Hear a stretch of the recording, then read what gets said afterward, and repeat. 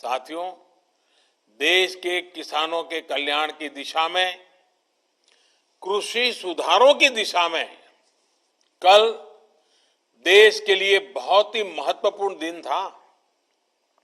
कल विश्वकर्मा जयंती के दिन लोकसभा में ऐतिहासिक कृषि सुधार विधेयक पारित किए गए हैं।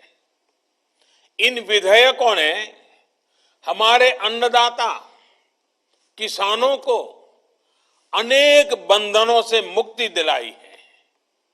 आजादी के बाद किसानों को किसानी में एक नई आजादी देने का काम हुआ है। इन सुधारों से किसानों को अपनी उपज बेचने में और ज्यादा विकल्प मिलेंगे और ज्यादा अवसर मिलेंगे।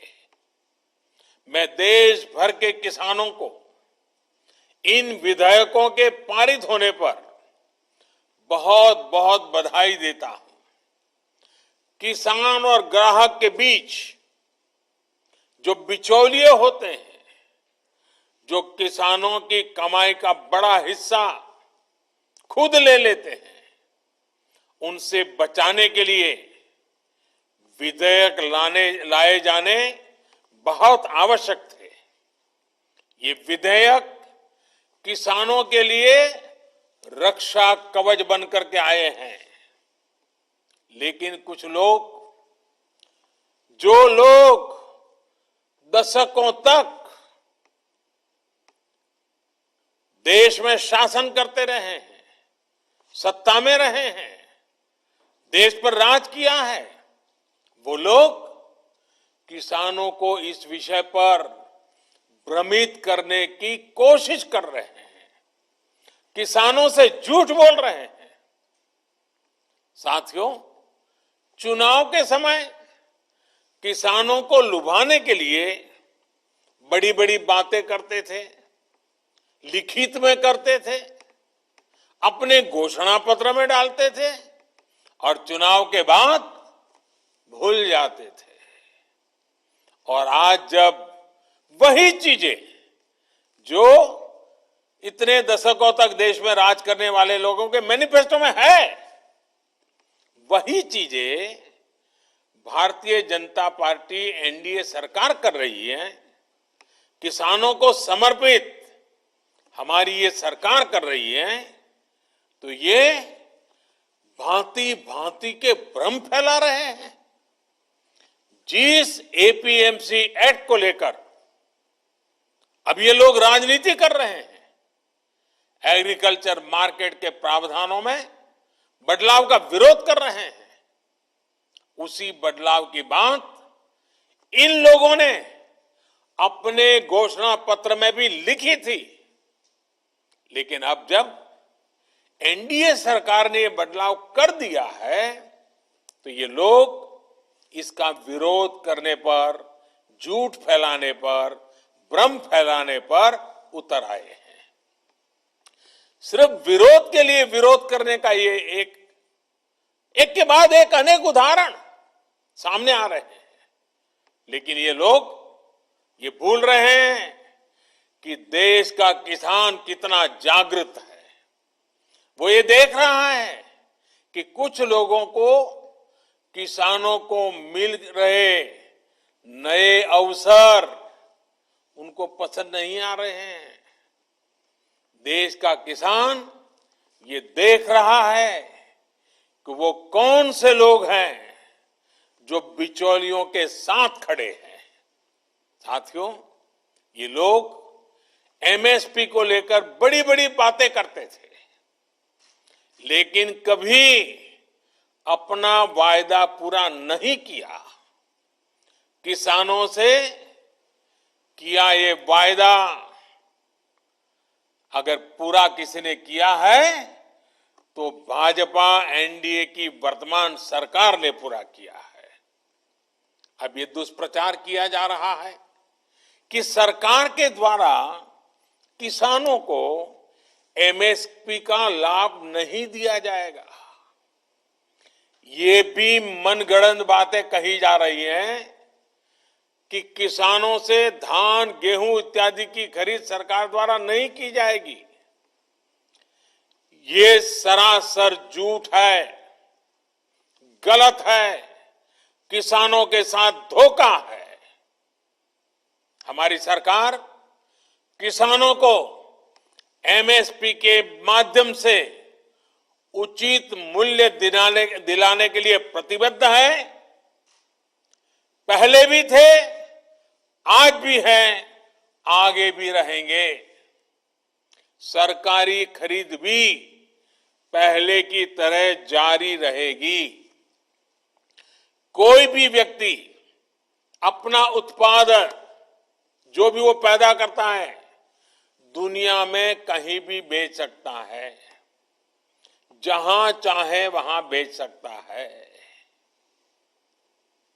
अगर वो कपड़ा बनाता है जहां चाहे बेच सकता है, वो बर्तन बनाता है कहीं पर भी बेच सकता है, वो जूते बनाता है कहीं पर भी बेच सकता है। लेकिन एकमात्र केवल मेरे किसान भाई बहनों को इन अधिकारों से वंचित रखा गया था, मजबूर किया गया था। अब नए प्रावधान लागू होने के कारण किसान अपनी फसल वो देश के किसी भी बाजार में अपनी मनचाही कीमत पर बेच सकेगा।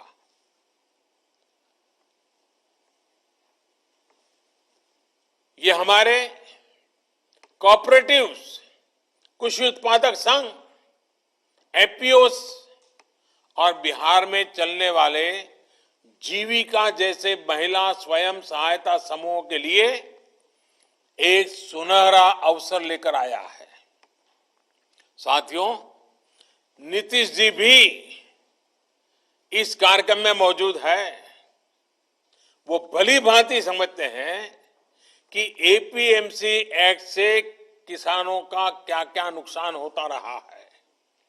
यही वजह है कि बिहार का मुख्यमंत्री बनने के बाद अपने शुरुआती वर्षों में ही नीतीश जी ने बिहार में इस कानून को हटा दिया था। जो काम कभी बिहार ने करके दिखाया था, आज देश उस रास्ते पर चल पड़ा है। साथियों, किसानों के लिए जितना एनडीए शासन में पिछले 6 वर्षों में किया गया है, उतना पहले कभी नहीं किया गया।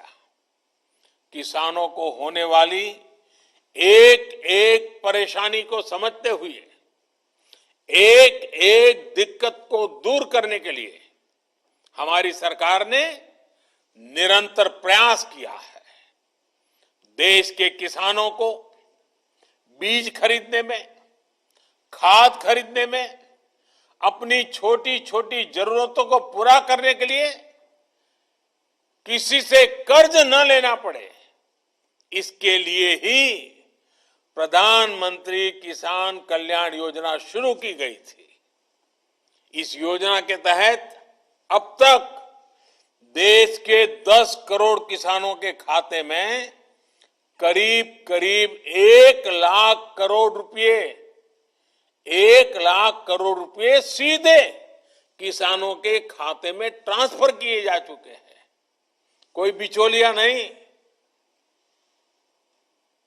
किसानों को पानी की दिक्कत ना हो, किसानों से अटकी पड़ी सिंचाई, दशकों से अटकी पड़ी सिंचाई, वो परियोजनाएं पूरी हो, इसके लिए प्रधानमंत्री कृषि सिंचाई योजना पर करीब 1 लाख करोड़ रुपए खर्च किए जा रहे हैं। वो यूरिया जिसके लिए लंबी लंबी लाइनें लगती थी, जो किसानों के खेत में कम और फैक्ट्रियों में ज्यादा आसानी से पहुंच जाता था, अब उसकी 100% निम कोटिंग की जा रही है। आज देश में बड़े स्तर पर कोल्ड स्टोरेज का नेटवर्क तैयार किया जा रहा है। फूड प्रोसेसिंग से जुड़े उद्योगों पर भारी निवेश किया जा रहा 1 लाख करोड़ रुपए का एग्रीकल्चर इंफ्रास्ट्रक्चर फंड बनाया जा रहा है। किसानों के पशुधन को बीमारियों से बचाने के लिए देशव्यापी अभियान भी चलाया जा रहा है। मछली उत्पादन बढ़ाने के लिए, मुर्गी पालन को प्रोत्साहन के लिए, शहद उत्पादन बढ़ाने के लिए, दूध उत्पादन बढ़ाने के लिए किसानों को आय बढ़ाने के अतिरिक्त विकल्प देने के लिए केंद्र सरकार निरंतर कार्य कर रही है। साथियों, मैं आज देश के किसानों को बड़ी नम्रता पूर्वक अपनी बात बताना चाहता हूं, संदेश देना चाहता हूं। आप किसी भी तरह के भ्रम में मत पड़िए। इन लोगों से देश के किसानों को सतर्क रहना बहुत जरूरी है। ऐसे लोगों से सावधान रहें जिन्होंने दशकों तक देश पर राज किया और जो आज किसानों से झूठ बोल रहे हैं। वो लोग किसानों की रक्षा का ढिंढोरा पीट रहे हैं, लेकिन दरअसल वे किसानों को अनेक बंधनों में जकड़कर रखना चाहते हैं। वो लोग बिचौलियों का साथ दे रहे हैं। वो लोग किसानों की कमाई को बीच में लूटने वालों का साथ दे रहे हैं। किसानों को अपनी उपज देश में कहीं पर भी किसी को भी बेचने की आजादी देना बहुत ऐतिहासिक कदम है। 21वीं सदी में भारत का किसान बंधनों में नहीं, भारत का किसान खुल करके खेती करेगा। जहां मन आएगा अपनी उपज बेचेगा, जहां ज्यादा पैसा मिलेगा वहां बेचेगा, किसी बिचौलिए का मोहताज नहीं रहेगा और अपनी उपज, अपनी आय भी बढ़ाएगा। ये देश की जरूरत है और समय की मांग भी है।